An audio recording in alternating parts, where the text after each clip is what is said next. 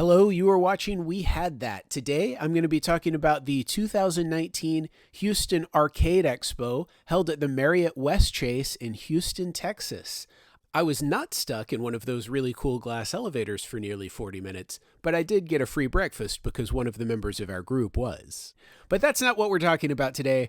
We are talking about the several hundred free play video games and pinball machines that they have out at the Houston Arcade Expo every year. I think it's been going on for almost 20 years at this point.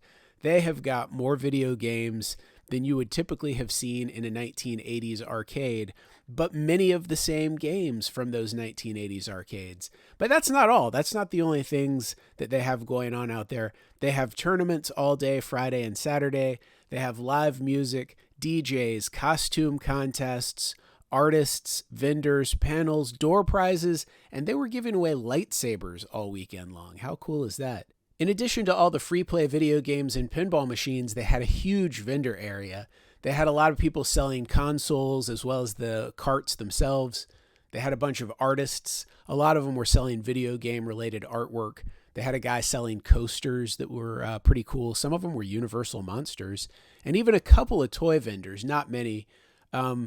But a whole lot of vendors there selling all kinds of things related to video games and pinball. You could even get parts for pinball machines and video games.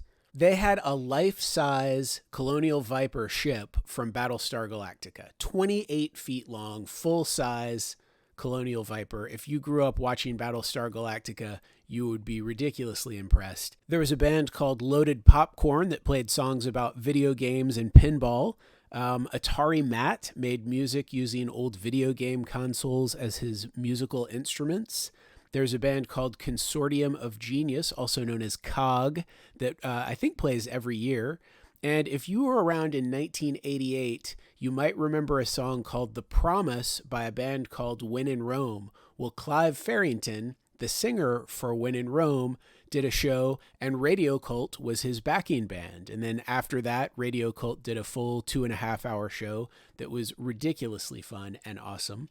Basically, it was just a great weekend of free play video games and pinball, awesome rockin' music, and hanging out with some cool people. Hopefully, we'll get a chance to go rock out there again in 2020.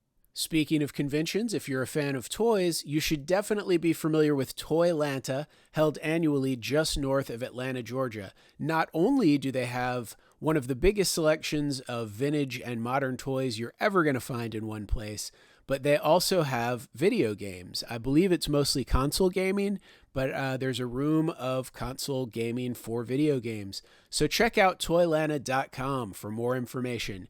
And as always, thanks for watching.